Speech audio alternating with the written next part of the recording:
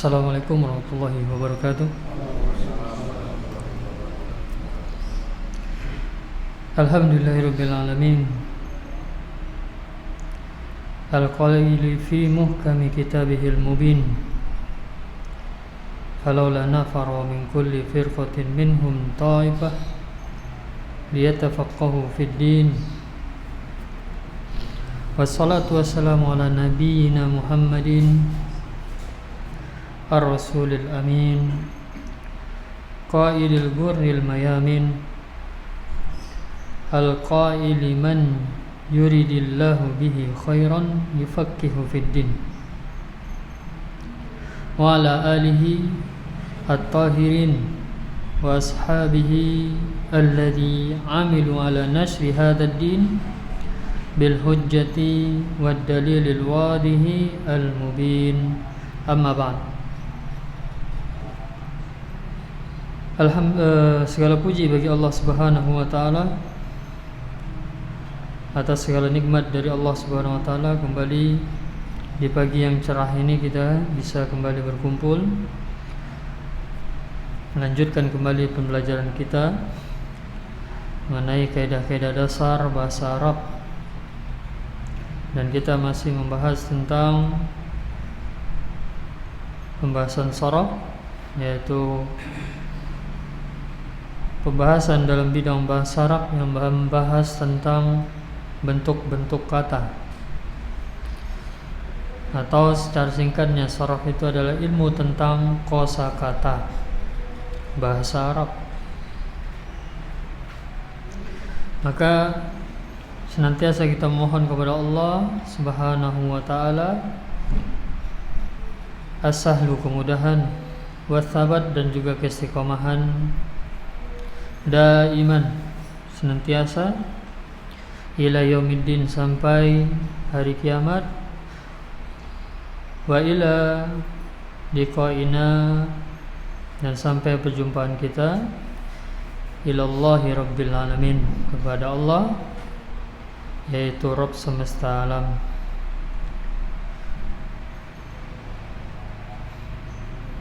Masuk pada pembahasan, telah kita lewati pembahasan, telah kita ulangi kembali, yaitu kita rangkumkan kembali intisari dari pembahasan pembagian bentuk-bentuk asal kata, yaitu fi'il madhi. Untuk bentuk fi'il madhi, asal kata, masalah asal kata ada khilaf di antara ulama nahwu, maka pembahasan tersebut adalah tentang bentuk-bentuk fi'il madhi, baik dari sisi aslinya atau bentuk-bentuk yang mengalami penambahan. Sekarang kita masuk kepada tabel, di Bapak semua sudah memiliki tabel tersebut.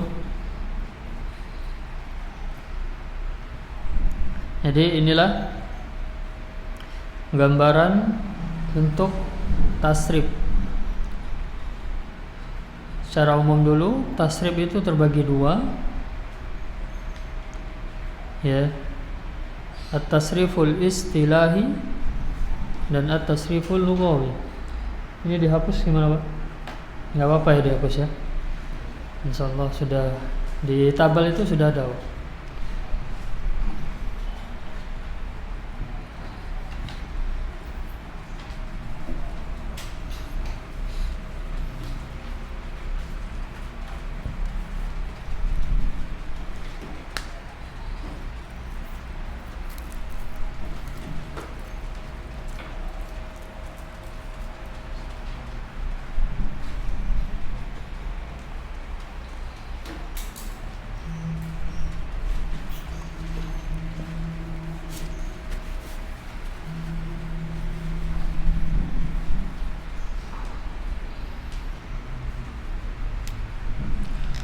Jadi masuk kepada sharaf. Sharaf itu berbicara tentang kosakata, tentang pecahan kata yang disebut dengan istilah dikenal dengan istilah tasrif. Itu apa? Pecahan-pecahan, bentuk-bentuk pecahan kata dari kata asal menjadi kata bentukan.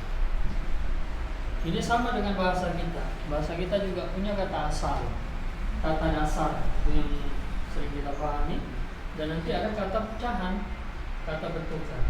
Ya, seperti buka itu kata dasar, yang berubah menjadi kata pecahan, berubah menjadi kata kerja membuka, ya, menjadi kata benda nanti sama.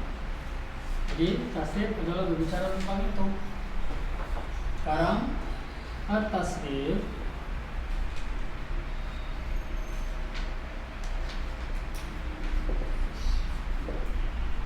pertama kita jelaskan dulu definisi dari tasrif. Di kitab Mukhtarat di halaman 120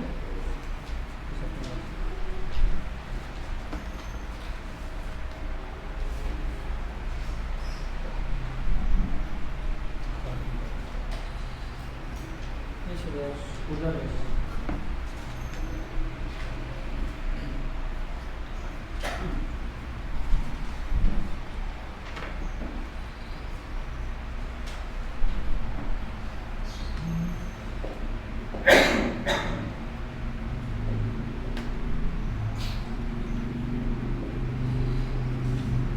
At-tasrifu.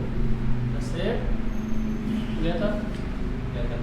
Warnanya ya, agak samar-samar gitu. Ya, ini tulisannya dari sebelah sini ya. Nah, cuma ini kita pakai bahasa Indonesia.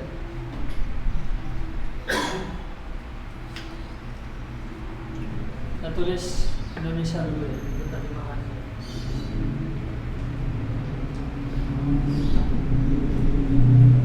Tasrif itu adalah jadi cabang ilmu bahasa Arab. Tasrif cabang ilmu bahasa Arab itu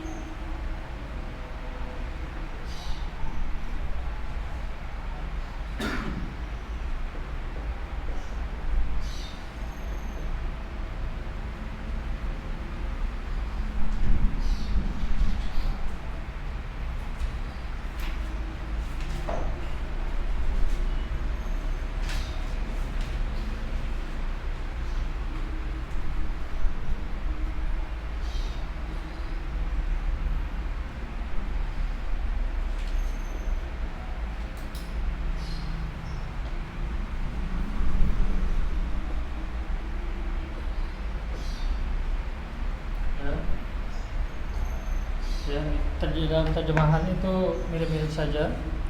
Intinya tasrif ini adalah pembahasan tentang cara memalingkan suatu kata menjadi kata lain. Ya. Yaitu untuk memalingkan kata, merubah kata menjadi kata lain itu ditasrif. Ya.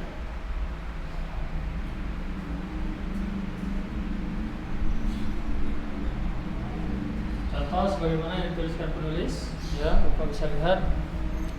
Tadi ada kata fa'ala, kita langsung masukkan contoh saja. Nasoro. Ya, ingat berbicara tentang kata asal tidak akan kembali kemana? Al-aslul wahid yang sudah kita bahas. 8 macam fi'il madi, 8 macam bangunan, yaitu yang digaris besarkan sahih dengan mu'tal. Sahihnya ada 3, mu'talnya ada 5. Ya. Nah, ini berasal dari kata asal sahih. Nanti dia akan berubah menjadi mudhari'nya. Dia berubah menjadi bentuk kata fi'il mudhari'.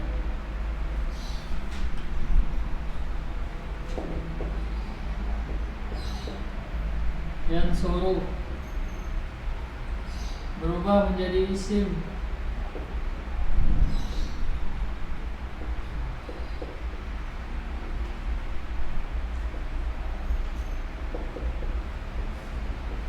Nasran, ya, berubah menjadi kata fi'il amr. Unsur. Jadi perubahan dari yang pertama menjadi kata yang lainnya, ini disebut tasrif. Ya. Lalu sekarang kita masuk yaitu tasrif, pembagian tasrif.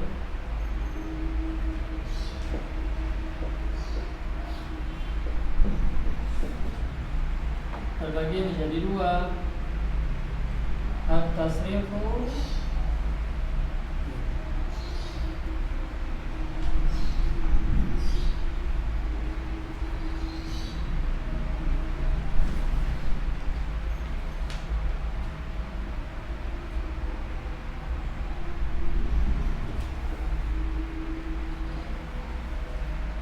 ya, al-istilahiyyu, kemudian ada al-lughawi.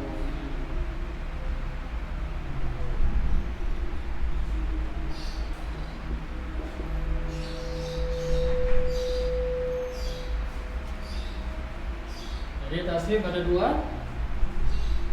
Ya, pembahasan tentang tasrif ini terbagi dua nanti, yaitu ada bentuk tasrif yaitu al-istilahiyyu, kemudian ada al-lughawiyyu.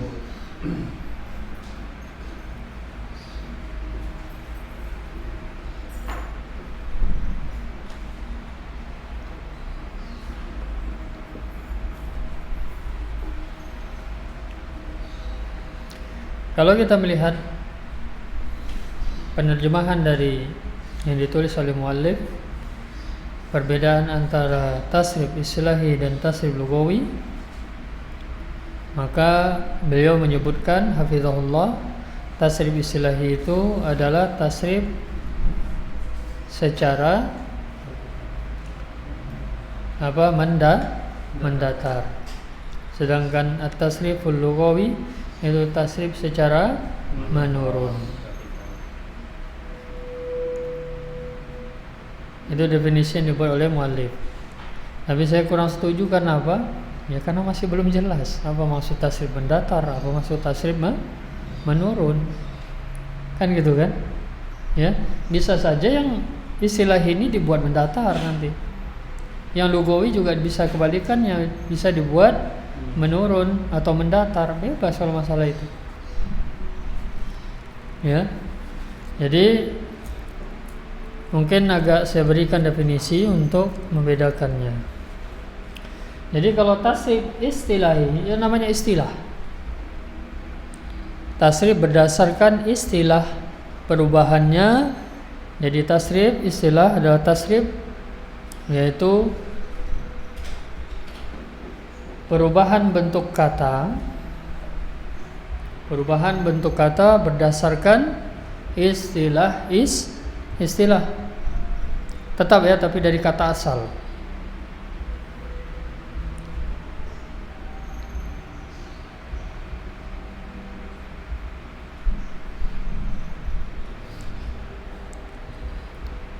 Dari istilah apa? Dari istilah yang global dulu, dari fi'il menjadi isim. Ya. Baru nanti dari fi'il masih dipecah lagi menjadi fi'il madi, menjadi mudhari', menjadi amar. Ya. Dari isim, nah nanti akan dijelaskan isim-isim apa saja.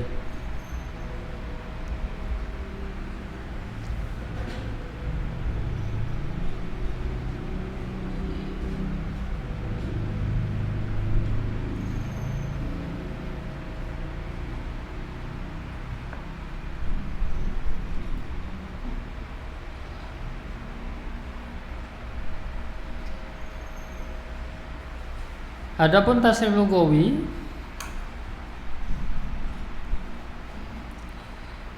ini nanti akan ada pembagian.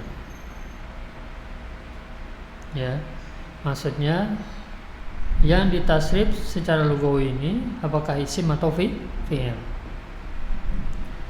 Jadi kalau bapak-bapak melihat kepada tasrif istilahi, ini memang belum kita jelaskan ya, nanti kita masuk dulu baru kita jelaskan. Jadi tangkap dulu bahwa tasrif istilahi itu adalah yaitu perubahan bentuk kata berdasarkan istilah kata. Istilah katanya apa? Yaitu tadi cara umum dulu. Ya, dari apa tadi? Fi'il menjadi isim. Sedangkan lugawi, nah nanti tergantung masing-masingnya.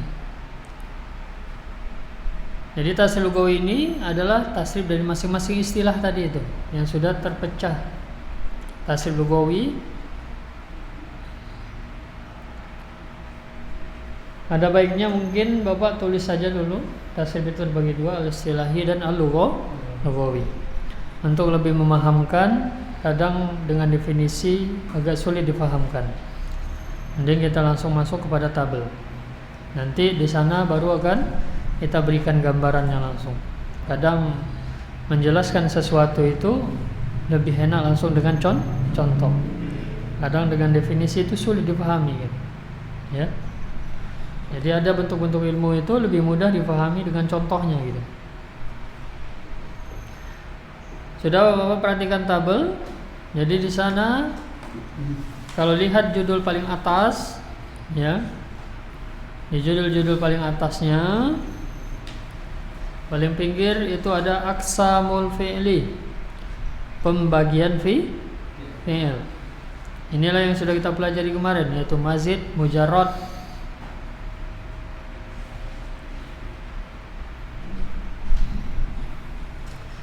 Lihat pada kolom aqsamul fi'li ke bawah. Terlihat aqsamul fi'li. Jadi makna aqsamul fi'li adalah pembagian fi'il. Jadi kita lihat ke bawah, pembagian fi'il yang pertama al-tsulasi al-mujarrad. Apa maknanya kemarin ini? Al-tsulasi itu 3 huruf, al-mujarrad itu asli. Ya, kemudian turun ke bawah, dia miring ya.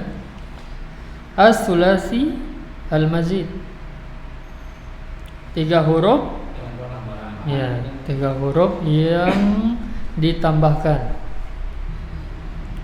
Terbagi 3 kelompok. Harfun, 1 huruf.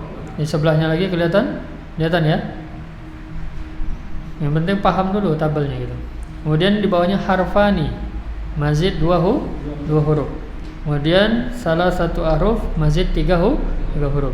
Intinya yang 1, 2, 3 ini adalah penambahan dari 3 huruf asli. Di bawahnya lagi ar-rubai al-mujarrad, 4 huruf asli. Ar-rubai 4 huruf, mujarrad itu asli. Mujarrad itu mana asalnya kosong dari tambahan. Lalu ar-rubai juga punya mazid, disebut dengan apa? Ar-rubai mazid. Terbagi 2 kelompok, ada yang penambahan 1 huruf, ada yang penambahan 2 huruf. Harfun dan harfani. Jelas sampai situ ya? Sekarang pindah ke sebelah aqsamul af'al, ada al-fi'lul al-madi lil ma'lum. Pertama judul di paling atas tadi belum saya baca, at-tasriful istilahiyyu li bina'i sahihi. Tasrif istilahi ya. Tasrif itu tadi pecahan kata atau perubahan bentuk kata atau kaidah pemalingan kata, itu sama aja Pak ya. Tasrif istilahi untuk bina sahih. Paham ya? Bina ada sahih, ada mudha'af, ada mahmus, ada ajwaf. Jadi ini baru yang kita bahas apa? Yang bentuk sahih. Sementara bangunan ada berapa Bapak? 8. 8. Berarti masih ada 7 lagi. Jadi dengan 7 pasang, masih 7 pasang tabel lagi nanti. Ini sepasang ini untuk yang sohih. Paham maksudnya? Ya. Jadi udah digambarkan. Cuma 14 tabel insyaallah. 16 tabel insyaallah. Untuk memahami sorof cukup. Ya, nanti perluasannya bisa lihat di kitab tasrif atau kitab-kitab sorof, ya. Jadi ini saya memberikan kaidah kepada Bapak-bapak. Jadi yang kita bahas ini baru yang bentuknya sahih nanti, yang enggak ada huruf illah. Ya. Jadi kita baca dulu istilah-istilah di atasnya. Tadi ada al-ma'di lil ma'lum. Apa itu? Fi'il madi untuk yang apa itu? Maklum apa maknanya?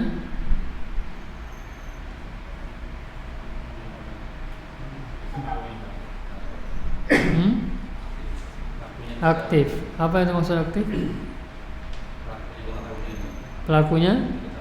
Ada pelakunya. Pelakunya diketahui, ya. Jadi ini bentuk tasrif fi'il madi yang maklum. Berarti nanti ada bentuk tasrif madi yang majhul. Ya. Jadi semua ke bawah ini siapa? Fi'il madi. Ada 22.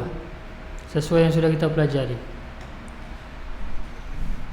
Hanya saja sebelumnya Bapak hanya mengetahui bahwa sulasi mujarrad itu hanya 3 kan? Ya ada. Sulasi mujarrad hanya 3 ya. Apa itu? Fa'ala, fa'ila, fa'ula. Tapi di sini ada 6.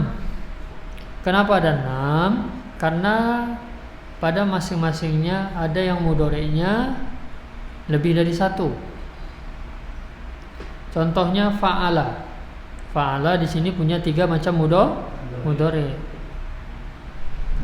Jadi bentuk fa'ala fi'il madi ya 1, tapi mudhari'nya nanti bisa 3. Bisa nanti fa'ala yaf'ilu. Contohnya daraba yadribu. Nanti ada fa'ala yaf'ulu, nasara yansuru. Ada fa'ala yaf'alu, fataha yaftahu.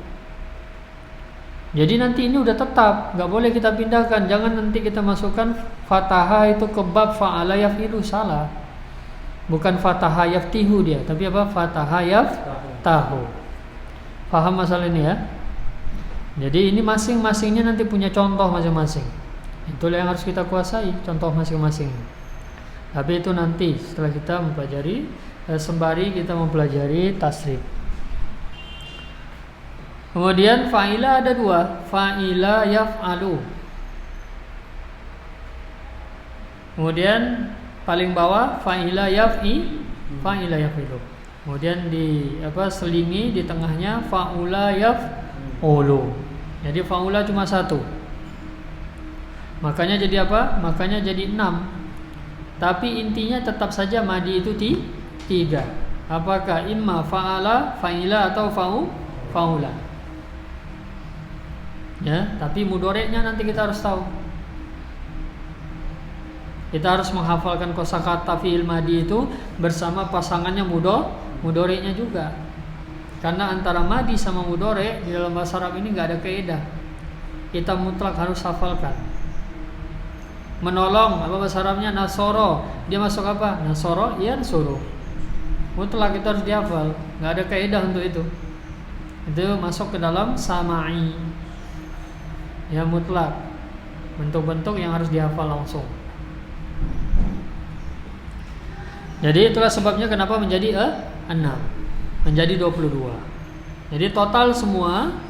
Jadi mujarradnya 6. Kemudian mazid 3 huruf tambah 1 huruf 3 tetap 9. Kemudian mazid 2 huruf harfani 5 14. Kemudian mazid 3 huruf tambah 3 huruf salah 1 huruf tambah 4. Berapa tadi? 9 14 tambah 4 18. Ya, baru rubai mujarrad 1 19, baru mazid dari rubai mujarrad ada 3. 22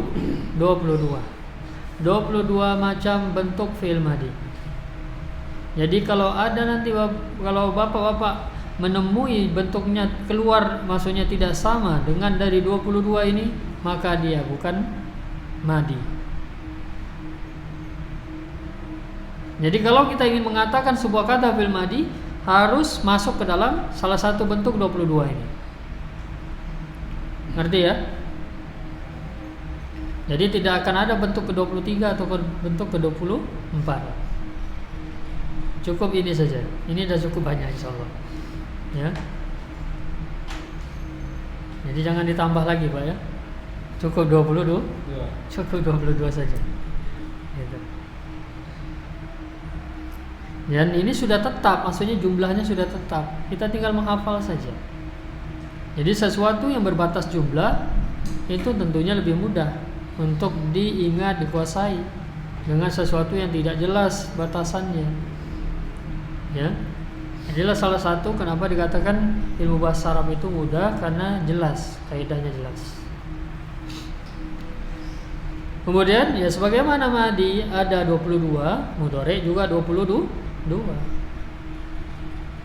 Ya, hanya saja kita perlu baca dulu satu persatu untuk memberikan gambaran secara global dulu. Fa'ala. Jadi sudah ya, yang pertama fa'ala yaf'ilu. Kemudian fa'ala yaf'ulu. Kemudian fa'ala yaf'alu. Fa'ila yaf'alu. Fa'ula yaf'ulu. Kalau fa'ula hanya satu saja, yaf'ulu. Tidak ada yaf'alu, tidak ada yaf'ilu. Kemudian fa'ila yaf'ilu. Jadi yang agak berat untuk dikuasai itu, ya, yang agak kita perlu berusaha sedikit itu di 3 huruf. Karena kita nggak bisa menentukan dia masuk bab apa ini. Tapi kalau sudah masuk mazid, dia udah tetap pasti ngikut pola. Mudhari'nya cuma satu pasang. Fa'ala, mudhari'nya apa di sini? Yufa'ilu. Tetap. Enggak mungkin yufa'alu, enggak mungkin yufa'ulu. Pasti yufa'ilu. Kemudian di bawahnya fa'ala. Yufa'ilu. Kemudian af'ala yuf'ilu. Perhatikan dari mazid satu huruf ini, 3 huruf tambah satu huruf ini, bahwa lihat mudhari'nya semuanya diawali mudhari'nya diawali dhammah. Kalau 3 huruf tadi nggak ada yang diawali dhammah ya. Kelihatan kan? Ya. Jadi kalau ingin mengatakan dia mudhari' dari fa'ala, maksudnya fi'il madhinya dia adalah fa'ala, ataukah dia fa'ala, ataukah dia af'ala, maka huruf mudhari'nya harus dhammah. Paham Bapak? Kalau nanti bukan dhammah maka bukan. Karena itu sudah tetap. Ini sudah tetap. Nah, ini enaknya kalau majar yang lebih dari 3 huruf dia sudah tetap. Yang 3 huruf di atas tadi bisa dhammah kapan? Bisa jadi dhammah huruf mudhari'nya kapan? Kalau dia majhul. Lalu apa? Mudhari' ingat kaidahnya, fathah sebelum akhir. Kalau ini apa? Sebelum akhirnya kasrah. Ya. Jadi intinya hafalkan saja langsung pasangannya. Fa'ala mudhari'nya yufa'ilu. Fa'ala yufa'ilu. Jadi tasdid panjang. Af'ala yuf'ilu. Ya. Mirip dengan 3 huruf yaf'ilu, tapi enggak, ini dia dhammah. Kalau yaf'ilu itu 3 huruf. Fi'il mudhari' dari 3 huruf. Tapi kalau yuf'ilu fi'il mudhari' dari madhi 4 huruf. Madhi 4 huruf. Af'ala 4 huruf.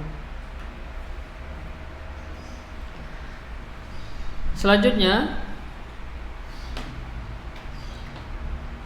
mazid yang 2 huruf, tafa'ala. Mudhari'nya yatafa'alu. Kalau ini enggak dhammah. Lanjutnya tafa'ala, yatafa'alu.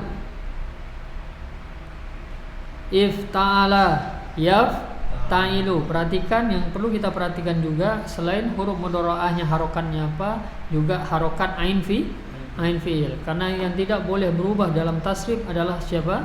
Harokat ain fi'il. Kalau tadi tafa'ala ya tafa'alu, ainnya fathah. Tafa'ala ya tafa'alu, ainnya fathah. Tapi kalau ifta'ala yafta'ilu, ainnya kasrah. Jadi diperhatikan nanti dari atas ke bawah itu mudhoreknya siapa yang ainnya fathah, siapa yang ainnya kasrah. Tapi kalau madi, ainnya pasti semuanya fathah. Yang ada kasrah, yang ada dhamma, yang ada fathah itu mudhari'.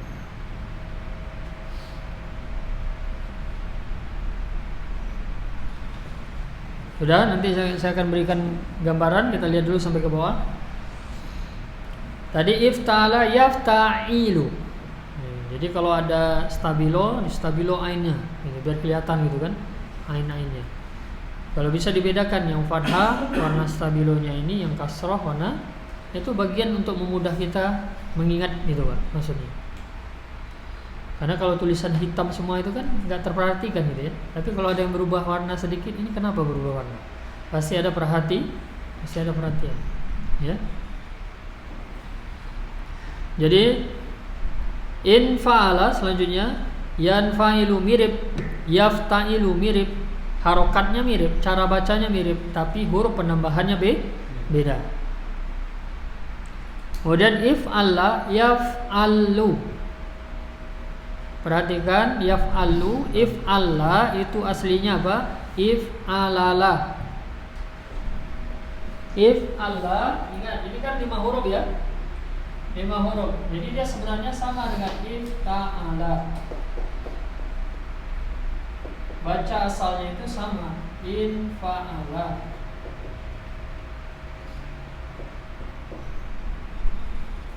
Kemudian if'ala.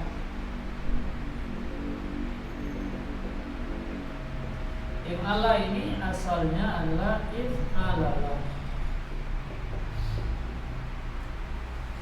Sama bacanya kan ini? No.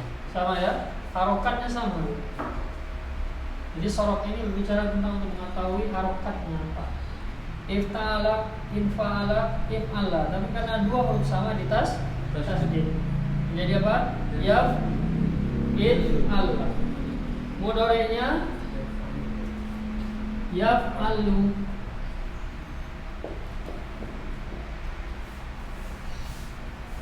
Kalau dipisah aslinya yaf'alilu. Seperti yafta'ilu, yanfa'ilu, yaf'alilu. Tapi karena dia sama, maka ditasdid yaf'alu. Jadi yang mana kasrah di dalam la yang bersatu. Harokat kasrahnya ini berada di dalam lam yang ditasdidkan.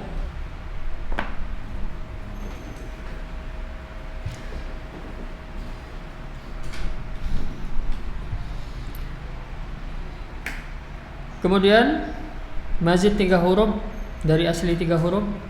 Istaf'ala yastaf'ilu, ainnya kasrah. If'ala yaf'a'ilu. If'awwala yaf'awwilu. Yaf'awwilu. Kemudian if'ala yaf'alu. Jadi ini yang seirama dengan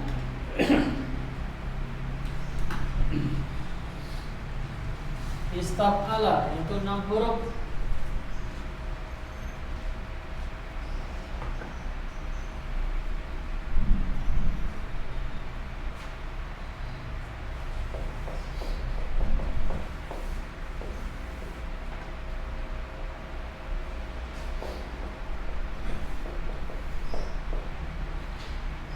Ya, kalau if'am ala ya familu itu jelas ya.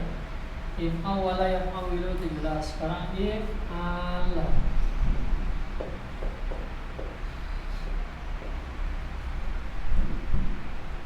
Di sini ada tasdid.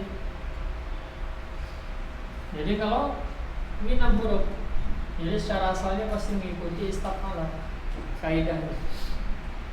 Ini karena di tasdid. Jadi kalau dipisah sebenarnya dia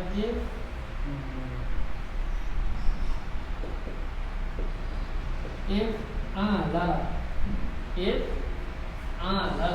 Kalau seandainya kita rubah ini menjadi hamzah, if ala. Istafala. If lala. Ya, tapi karena di sini ada. If lala. Istafala. Ini kan alif itu kan dianggap sukun sama ini sukun.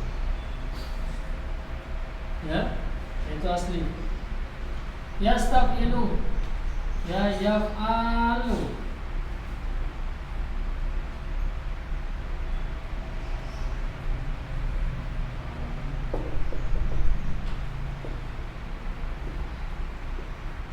Asli yaf'alilu.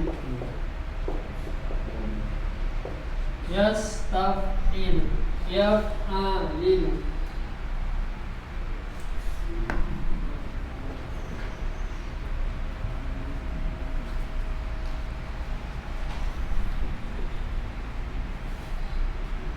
Rubai mujarrad. Rubai mujarrad 4 huruf asli, hanya satu pola, sekali lagi fa lala. Ya. Mudhari'nya apa? Yufa'lilu. Perhatikan, dia sama seperti mazid 1 huruf tadi. Apa? Huruf mudhari'ahnya dhammah. Kemudian sebelum akhirnya kasrah. Sama tadi. Fa'ala yufa'ilu. Sebelum akhirnya kasrah. Fa'ala yufa'ilu. Af'ala yuf'ilu. Fa'lala yufa'lilu. Nah, atau langsung hafalkan saja 4 macam fi'il mudhari' yang diawali fi'il madi yang mudhari'nya diawali dhammah. 3 dari mazid 3 huruf, kemudian 1 yaitu rubai mujarrad.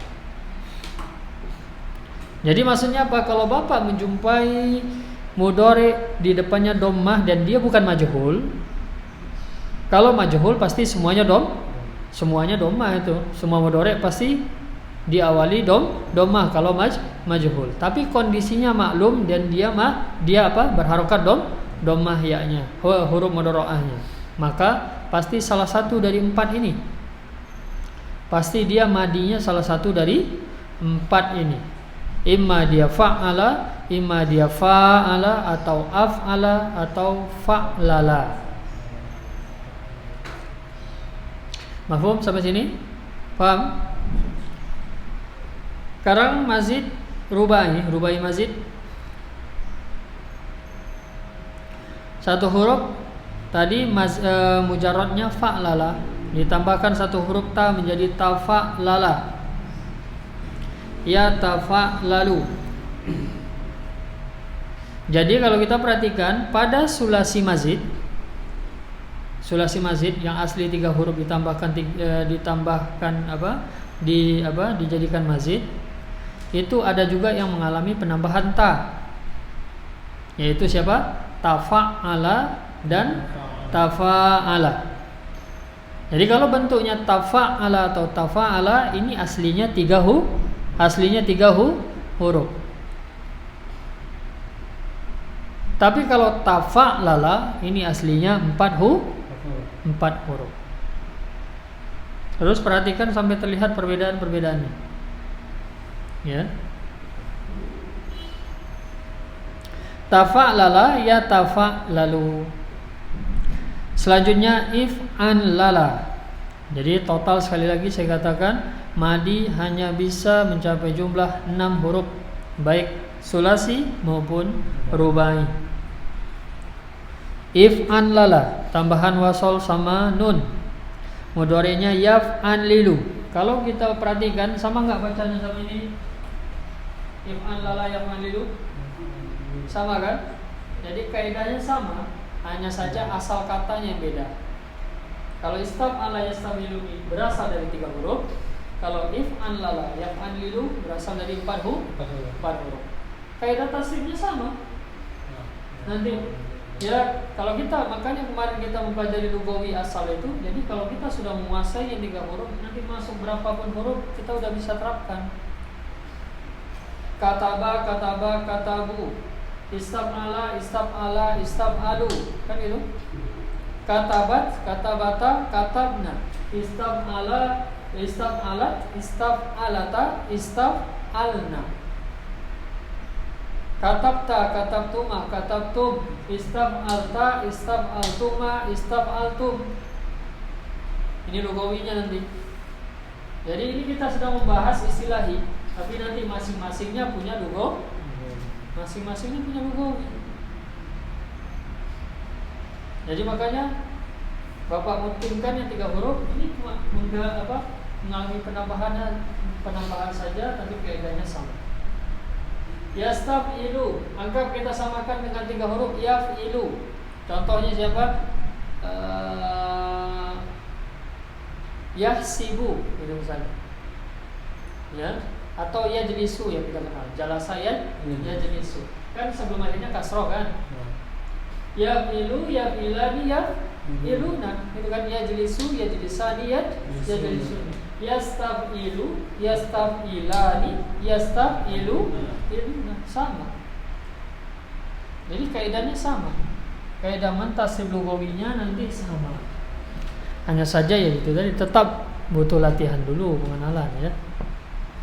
Walaupun sama, ya, namanya orang belum pernah mengetahui, tetap akan butuh namanya pengenalan dulu ya, pengenalan terlebih dahulu.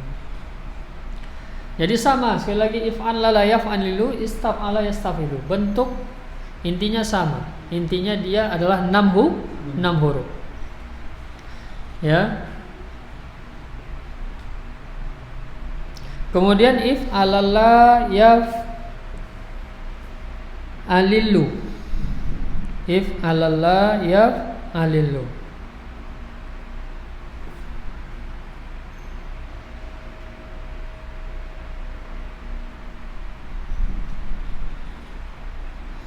Ini aslinya apa?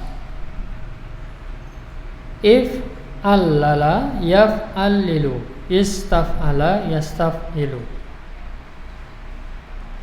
Langsung hafalkan saja bentuknya. If'alala mudhari'nya yaf'alilu. Jadi sekali lagi lihat perhatikan terus sampai Bapak bisa menguasai bentuk masing-masing dari mudhari'nya. Sekarang perhatikan, saya berikan kaidah. Jadi mudhari' ini dalam tasrif apapun, baik madi ataupun mudhari', yang harus kita perhatikan adalah harokat ain fi'il.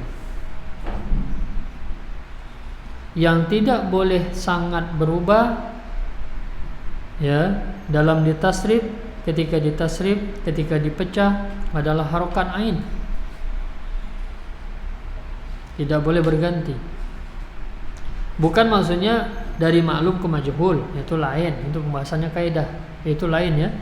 Itu perubahan bentuk yang maklum menjadi majhul, itu ya jelas berubah, ainnya pasti berubah ya. Fa'ila dimajhulkan menjadi fu'ila, atau kataba, kutiba. Ya, ini ainnya memang berubah. Tapi maksudnya dalam proses tasrif. Dalam proses tasrif. Jadi kalau kita perhatikan pada poin madi tadi, ini semuanya maklum tadi ya. Maklum, fi'il madi dan maklum, yaitu diketahui pelakunya. Maka apa? Kita melihat semua ainnya, seluruh ainnya berharokat fathah. Hanya saja sekarang kita butuh kaidah di mana? Mudhari'. Untuk 3 huruf, untuk fi'il mudhari' dari 3 huruf, ada 3 macam. Yaf'alu, yaf'ulu, yaf'ilu.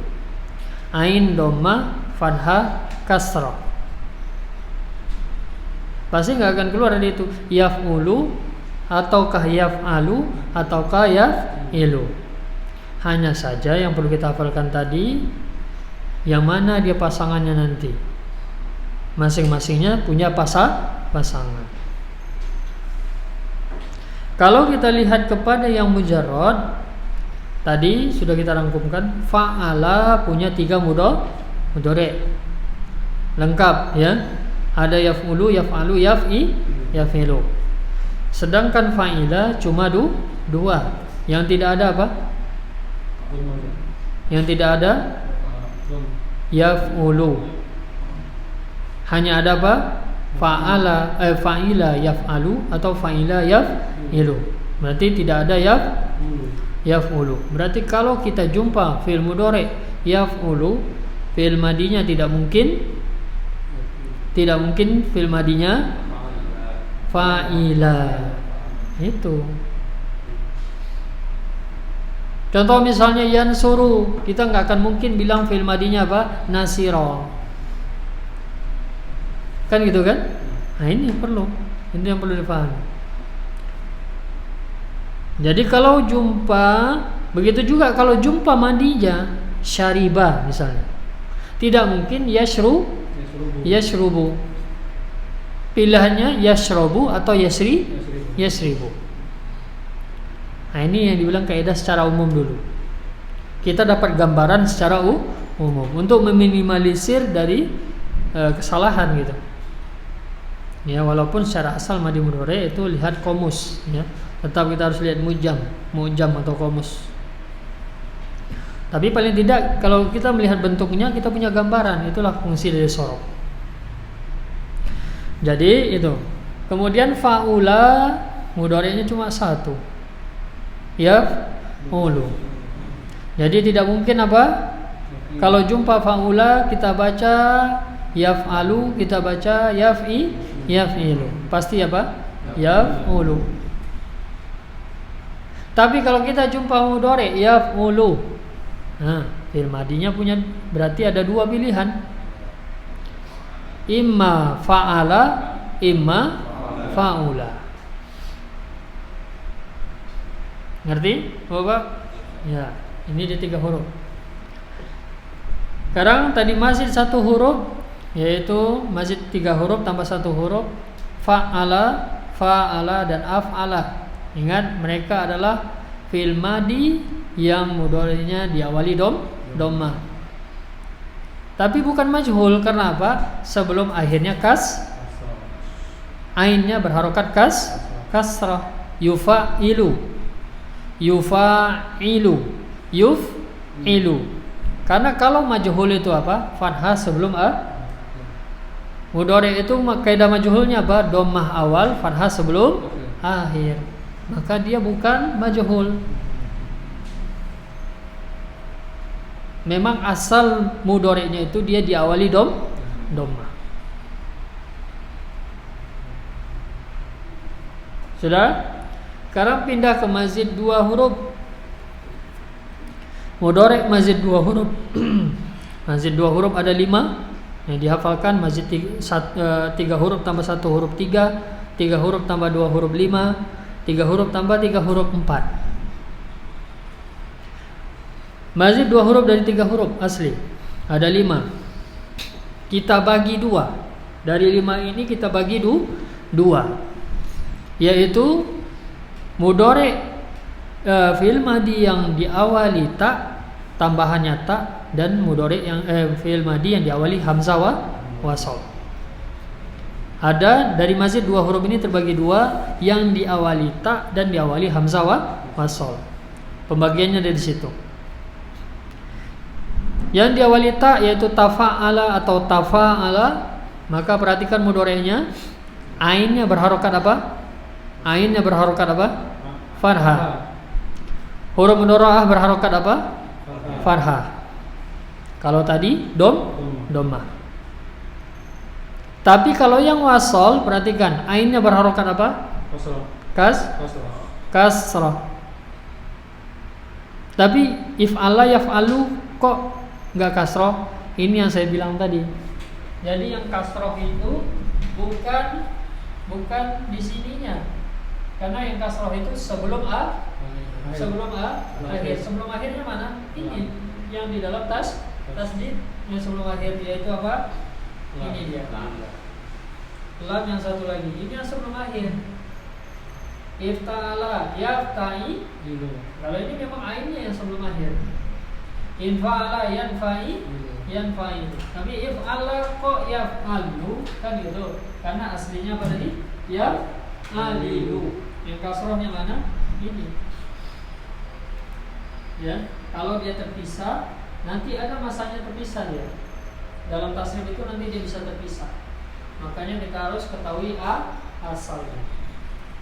Ya, jadi dia tetap yaitu if'ala yaf'alu ini kasroh sebelum akhir. Mana kasrohnya? Di dalam huruf yang bertasydid. Sudah bagi dua kelompok tadi, masih dua huruf yang pakai ta dan yang pakai hamzah wasal. Perbedaannya di mana? Harokat ainnya. Yang pakai ta ainnya fathah. Jadi kalau kita ngafalin sorof pakai kaidah, Pak, itu lebih kuat. Itu lebih kokoh nanti ngapalin penguasaannya terhadap kosakata. Kalau yang pakai hamzah wasal, ifta'ala, infa'ala dan if'alla, ini harokat ainnya kasrah. Harokat ain itu apa? Yang sebelum akhir. Karena huruf terakhir itu apa? Lam fi'il. Yang namanya ain pasti sebelum lam.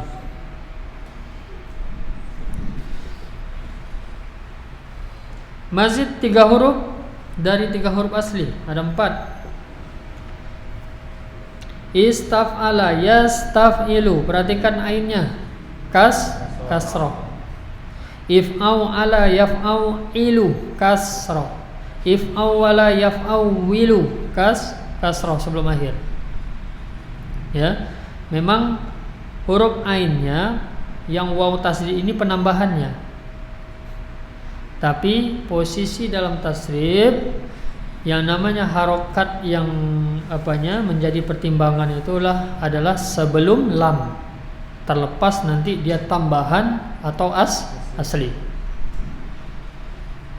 Yaf'awilu.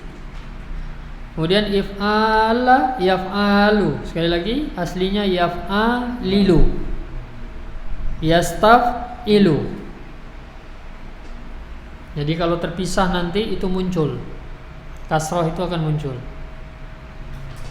Ya, sekali lagi perhatikan. Ain-ainnya perhatikan sembari menghafalnya.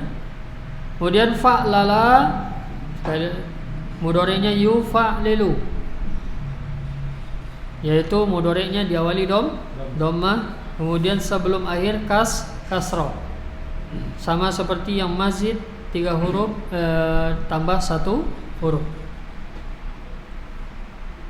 Tafa'lala yatafa'lalu. Huruf mudhari'ahnya fathah, kemudian sebelum akhir fathah. If'an lala yaf'alilu. Huruf mudhari'ah fathah, kemudian sebelum akhir kasrah. If'alalla yaf'alilu. Huruf mudhari'ah fathah, sebelum akhir kasrah.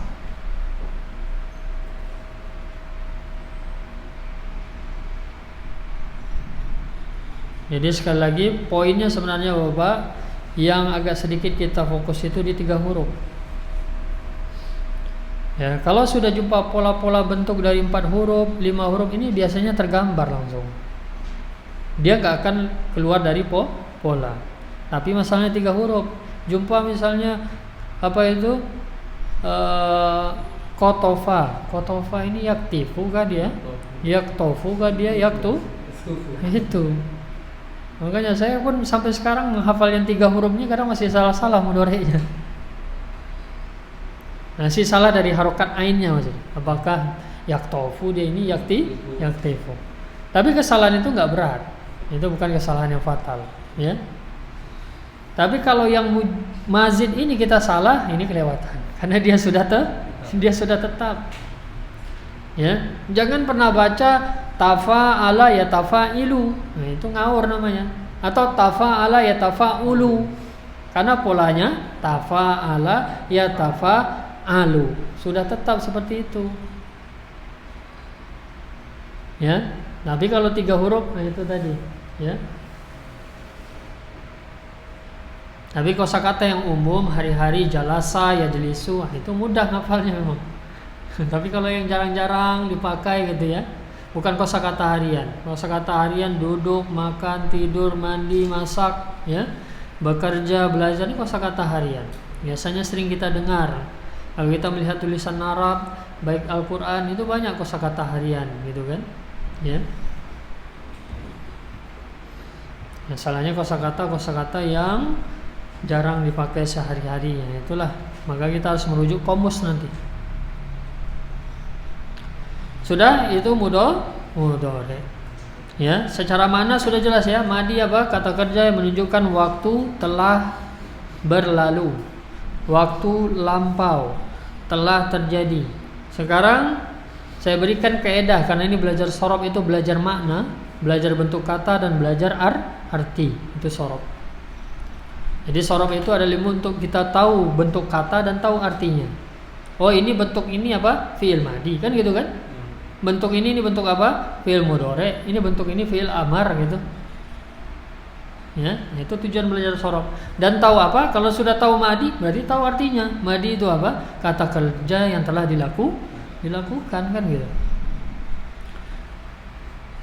Itu mana secara apanya? Istilahnya madi itu adalah kata kerja yang dilakukan. Adapun nanti cara mengartikan, madi itu bisa diartikan waktunya ya. Sudah, telah, ya. Sudah, telah, setelah, itu bisa aja.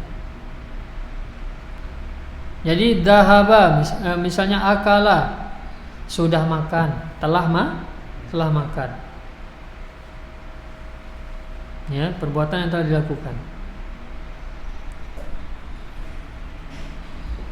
Jadi kalau orang ngerti, nanti kalau mau bilang sudah makan, sudahnya nggak perlu dibahas Arabkan lagi. Sudah sama telah itu sama. Sibuk nyari kosakata sudah. Hal akal tadi ditanya gitu kan, apa kamu sudah makan? Padahal pertanyaannya udah jelas. Apakah kamu telah makan? Apakah kamu sudah makan? Sama kan? Sama enggak? Sama, Pak. Ya. Kadang gara-gara orang nggak tahu, taunya monoton gitu. Mana fi'il madi ini telah gitu. Nggak tahu kalau sudah sama telah itu sama gitu. Ujung-ujungnya dicari lagi arti sudah ya. Ya, khalas akala. Oh, ini kemana pergi? Ya, ini salah. Ini cukup ya. Akal tuh, aku sudah makan. Ya. Kalau mau pakai mudhari, aku sedang makan. Akala yakulu. Ya, madza taf'alul an? Apa yang kau lakuin sekarang? Kamu lagi apa sekarang? Ya, contoh nih misalnya. Ini dari sisi makna nanti ya. Kadang itu orang kalau nggak ngerti cara mengartikan, ujung-ujungnya boros dia. Boros kata. Ya.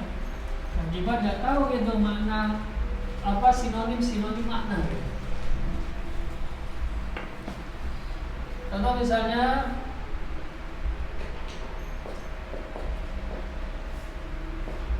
di pertanyaan ya.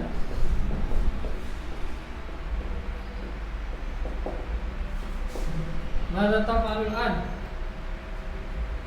Mana asal mudhari? Mudhari kan? Ini apa istifham? Apa mudhari diawali ta itu dia atau anta?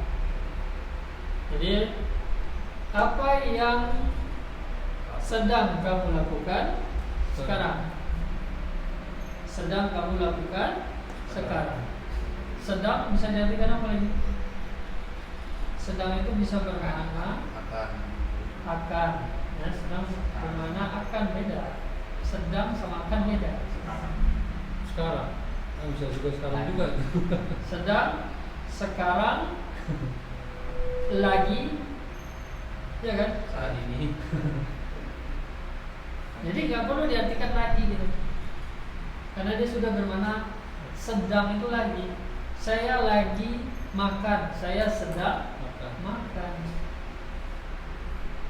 Ya, jawab pakai mudhari.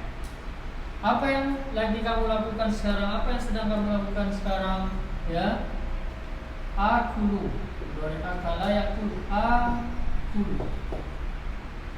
Di mudhari'nya ya, akulu. Domirana. Aku lagi makan. Laginya nggak usah dibikin. Cari lagi susah. Karena fokus ya. Nah itu nanti ini dalam terjemahan. Nah itulah nanti yang kita gali saat Bapak masuk kepada pembahasan kitab, ya, menelah kitab. Nanti akan dijumpai, ya. Penguasaan makna itu juga karena sering kita berhubungan dengan menelah kitab.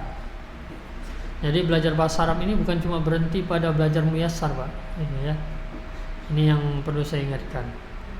Kalau Bapak cuma berhenti pada belajar muyassar, saya yakin habis itu hilang semuanya. Karena harus diamalkan. Ngamalinnya kemana?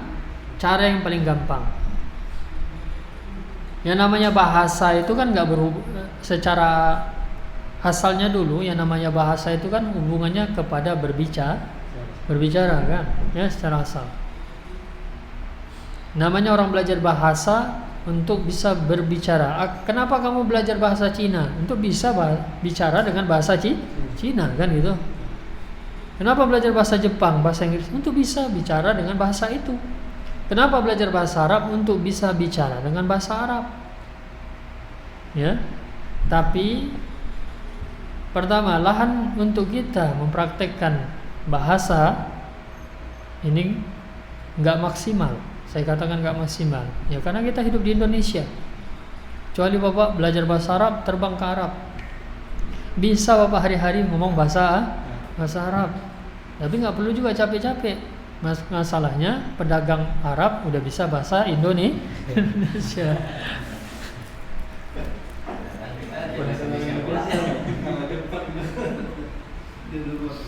Itu ilmu pedagang, Pak.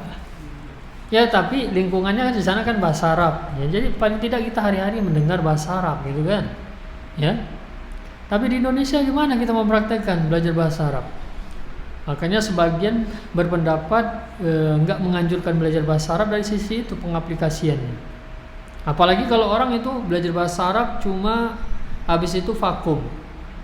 Enggak ngapa-ngapain, ya hilang kan? Maka apa? Membuang waktu. Ini dari sisi ini sebagian pendapat melarang untuk belajar bahasa Arab terkhusus nahwu dan shorof. Karena apa? Kalau enggak melanjutkan pengaplikasiannya, menelaah kitab, gitu kan? Intinya hadis Al-Quran dan Sunnah, maka dia hanya membuang waktu saja. Ilmu ini tidak ada faedah sama sekali. Ibarat pisau yang tidak dipakai.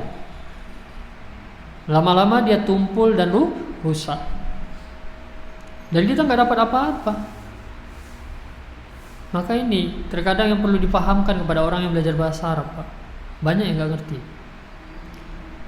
Di awal mereka mengatakan bahwa kenapa pengen belajar bahasa Arab untuk mengkaji agama. Iya. Tapi setelah dia mempelajari bahasa Arab tuh nggak juga gitu. Karena apa? Karena nggak ngerti kemana dia mau arahkan. Satu bisa jadi karena nggak ada yang mengarahkan, dan bisa jadi nggak ada tempat untuk mengamalkan ilmu itu. Alhamdulillah di kota kita tercinta ini lahan untuk mempraktekkan ilmu ini dari sisi dengan itu ya kita jadi metode mempraktekkannya dua, yaitu dengan berbicara atau dengan menyimak kitab. Untuk yang pertama berbicara ini sulit kita dapatkan kholaqoh bicara bahasa Arab. Tapi yang kedua ini alhamdulillah banyak. Jadi mumarasah kita, latihan kita itu dengan begitu. Kalau enggak semuanya akan hilang, Pak. Dan akan lebih baik lagi kalau majelis itu berbicara juga dari sisi kaidah-kaidah bahasa Arabnya, menjelaskan. Bukan hanya hukum tentang isi kitab yang dibicarakan. Misalnya kan kajian kitab tentang salah satu usul gitu misalnya. Ini kan tentang apa? Akidah. Nah, secara umum kalau ustadz itu cuma ngajarin kitab salah satu usul, apalagi kepada orang umum, nggak mungkin dia bicara masalah i'rab di sana. Ya enggak? Maka akan lebih baik bapak-bapak mengkaji salah satu usul itu dengan ustadz yang juga menjelaskan bahasa Arab. Dan tentunya yang belajar itu harus juga orang-orang yang belajar bahasa Arab, agar nggak ada ketimpangan nanti. Kadang terjadi kesalahan, dibuka ini, kita mau buka kajian baca kitab gitu kan, tapi yang diterima nggak semuanya yang orangnya belajar bahasa Arab. Ujung-ujungnya apa? Awalnya saja ramai, ya disaring. Ini tugas siapa? Panitia. Saya mau daftar, oh bapak sudah belajar nggak dasar-dasar bahasa Arab? Paling nggak itu dulu kan, karena ini fokusnya nanti ustadz ini akan membahas i'rab, akan ini nanti dia nggak belajar bahasa Arab bengong. Dari istilah sorob ini sigoh apa ini? Ini sigoh mudore, sigoh amar, sigoh madi. Dia nggak pernah dengar itu. Ujung-ujungnya apa? Ya terbang. Ya, gara-gara kesalahpahaman. Maka ini perlu juga. Ya, ini jadi kalau mau lebih dalam itu tadi, bahwa bapak nanti lanjut kepada ya juga ustadz yang nanti kalau bisa kalau seandainya misal gitu ya, kalau seandainya ustadznya biasa ngisi akidah atau fikih, ya mungkin minta diselipkan juga nanti pembahasan i'rab dari sisi bahasa Arab labas, tapi ya itu tadi yang ikut memang orang-orang khusus juga gitu ya, nggak bisa campuran gitu. Orang-orang nggak pernah belajar bahasa Arab, yang belum belajar bahasa Arab ya jangan. Nah itu ya. Jadi itulah cara untuk apa? Untuk memuarosa, melatih bahasanya, mempraktekkan pelajaran bahasa yang sudah bapak pelajari. Kalau tidak nanti hilang. Ya. Kalau tidak pun ada majelis khusus itu, tetap saja ikuti kajian kitab, tapi usahakan apa? Benar-benar simak kitab. Paham ya? Benar-benar simak kitab saya bilang. Karena ada kajian kitab, tapi bukan simak kitab. Ya, banyak kajian kitab, tapi yang datang bukan simak kitab. Apa maksud simak kitab? Dia punya kitab seperti yang ustaz itu baca. Tapi hati-hati ya. Salah satu usul banyak yang syarah, banyak penerbit. Beda penerbit, beda cetakan, beda pensyarah, apalagi ya udah jelas beda isinya. Maka tugas kita apa? Tanya ustaz pakai kitab apa, yang syarah siapa. Sudah itu. Ya nanti izinkan ya, kalau kita memang gigi gitu kan, bisa izinkan Ustaz nanti kalau ada waktu sedikit, mungkin 5 menit sesudah kajian, saya mau nanya i'rab sedikit, ajari saya gitu kan. Nah saya lagi belajar gitu. Kita memperhatikan beliau membaca kitab gitu kan, terus menterjemahnya, nanti kan diterjemahin. Nah kita lihat, sharing itulah nanti bertahap. Oh ini nanti jumpa di sini, ini mananya ini. Begitu memang Pak. Karena kadang kita kalau menginginkan majelis khusus itu susah. Ya kan? Majelis yang khusus ya, seperti yang tadi saya sampaikan. Majelis yang benar-benar bahas kitab dan bahas i'rab di sana bisa saja, tapi nanti yang hadir berapa orang? Bapak-bapak saja nanti yang hadir. Ya. Bisa saja. Nah, tapi kan sulit. Ya. Ya alhamdulillah kalau bisa seperti itu ya, itu lebih baik, sangat lebih baik. Jadi itu yang saya bilang, jadi mempraktekkan bahasa Arab ini ada dua, yaitu dengan takallum, berbicara, atau dengan cara kita yaitu menyimak kitab. Adapun cara yang kedua ini insyaallah mudah bisa kita dapatkan di kota kita ini, majelis kitab itu banyak ya, jadi berusaha.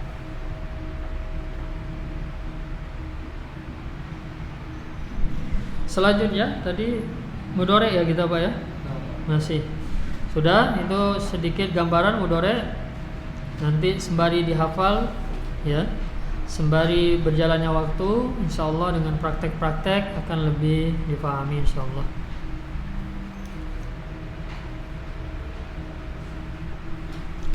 Selanjutnya kita pindah kepada al-masdaru, masdar. Pertama, masdar ini isim. Dia isim. Kemudian dia adalah kata asal dari semua kata yang ada di dalam tasrif istilahi ini. Dia sumber dari fi'il madi. Dia sumber, masdar ini secara makna sumber. Dia sumber dari fi'il madi, sumber dari fi'il mudhari, sumber dari fi'il amar, sumber dari isim-isim setelahnya, yaitu isim fa'il, isim maf'ul, isim alat.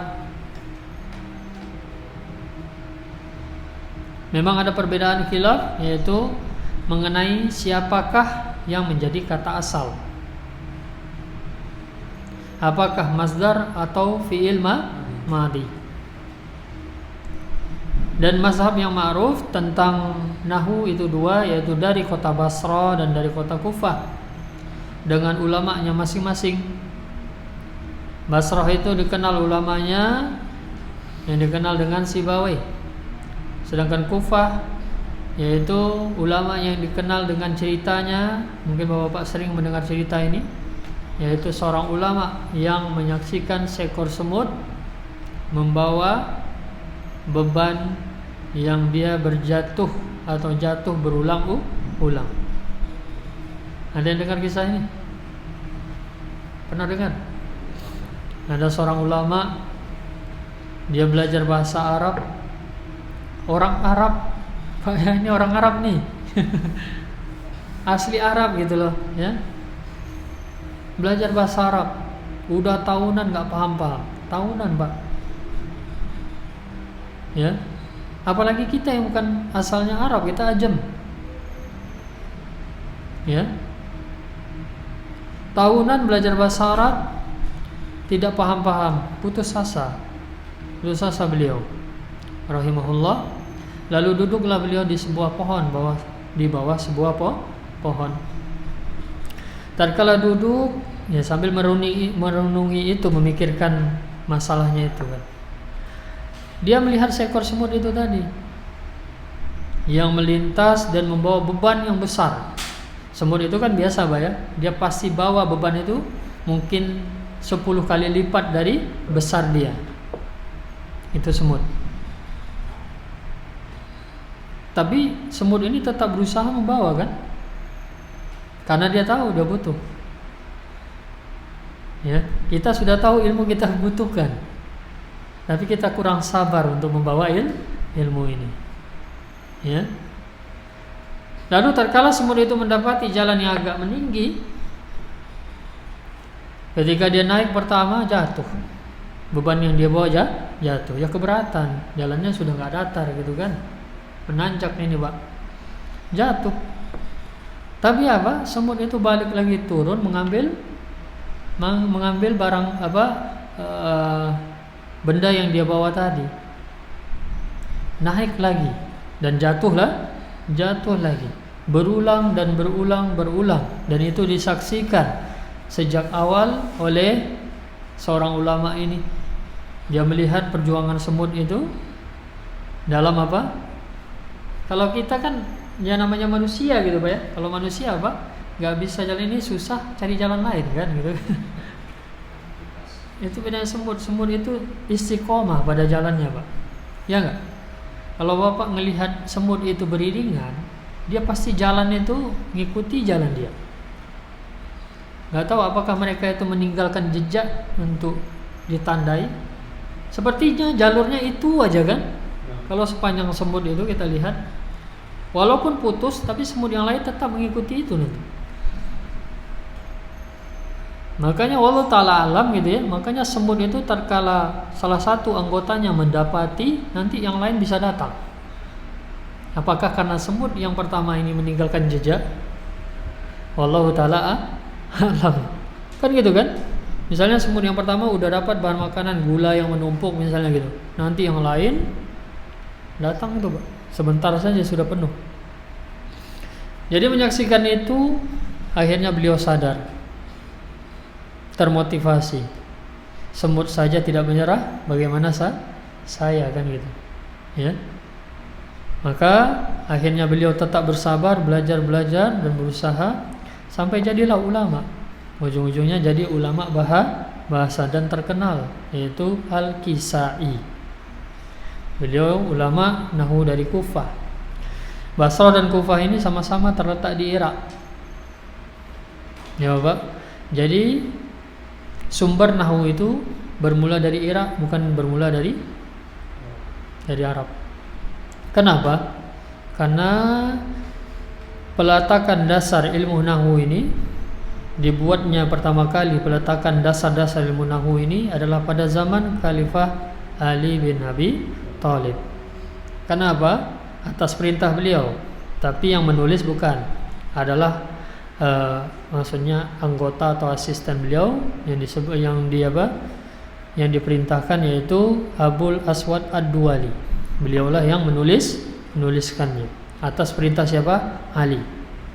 Kenapa? Karena pada zaman itu bahasa sudah dirusak. Ya.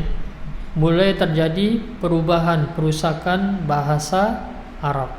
Dan sebagaimana, makanya inilah bagian dari bentuknya dijaganya bahasa Arab, Pak. Adanya kaidah yang untuk tetap menjaga keaslian kaidah, kan gitu kan? Di samping itu Allah juga menjaga agamanya. Berbeda dengan bahasa-bahasa yang lain, pasti akan rusak. Apa ada kaidah untuk menjaga bahasa Indonesia, Pak? Enggak ada. Makanya terjadi sudah perusakan macam-macam. Gaya ngomong nanti orang-orang kelompok gay bahasa Indonesianya beda-beda itu. Ya kan? Yang anak-anak gaul nanti enggak ada pakai bahasa baku. Mana ada yang ngomong pakai bahasa baku sekarang, Pak? Ngomong itu bahasa baku atau bukan? Bukan. Apa bahasa baku ngomong? Berkata, bicara. Saya mau berkata kepada kamu saat ini. Ada yang bilang begitu? Enggak, Pak.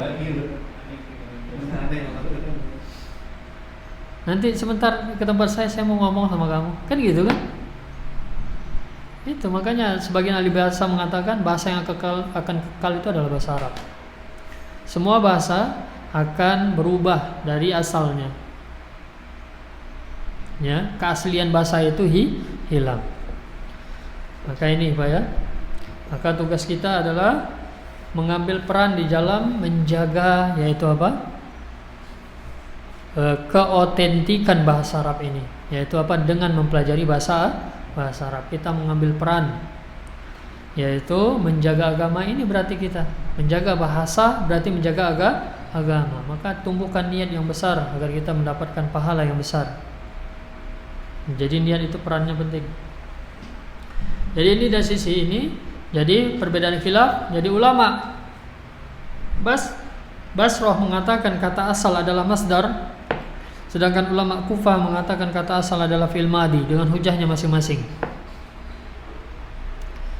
Kalau ulama Basrah mengatakan kata asal masdar karena itu tadi sumber kata itu bisa lihat di mana?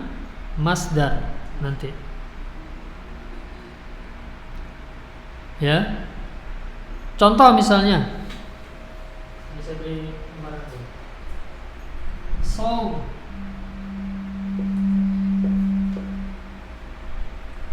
Sauman.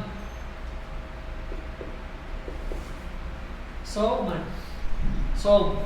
Paham ya? Puasa. Ini masdar. Fi'il madhinya apa? Sawama.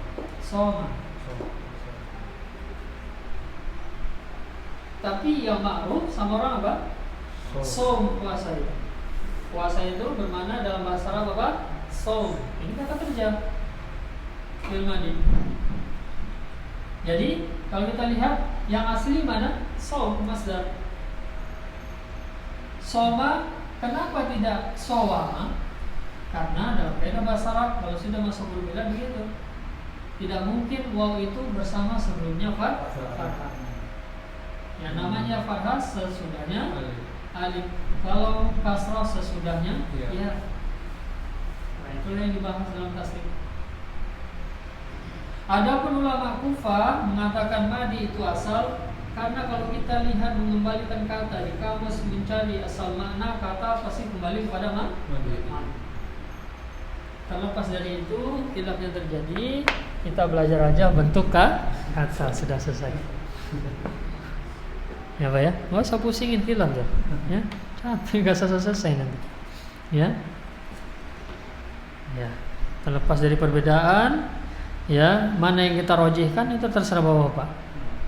Kalau bapak-bapak kuat, jangan pula nanti jadi 2 majelis di sini.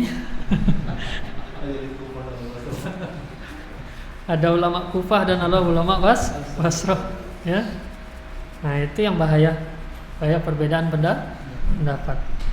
Jadi bukan perbedaan pendapat, perbedaan di dalam mengikuti pendapat. Kalau perbedaan pendapat itu memang ulama, mereka biasa berbeda pendapat.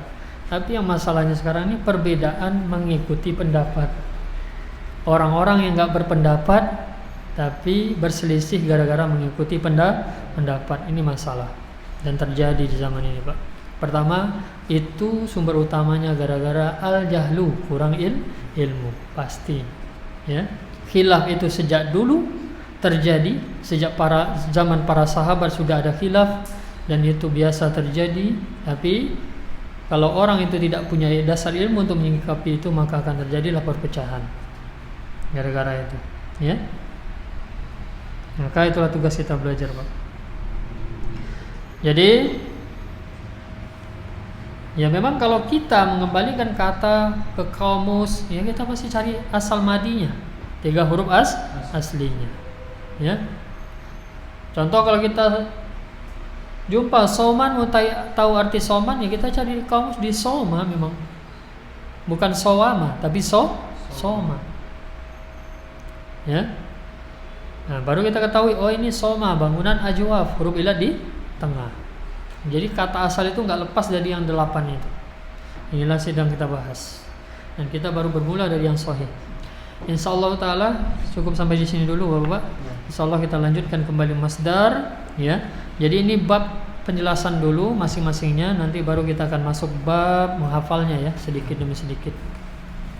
Insyaallah taala kita akhiri subhanakallahumma bihamdika asyhadu an la ilaha illa anta astaghfiruka wa atubu ilaik. Assalamualaikum warahmatullahi wabarakatuh.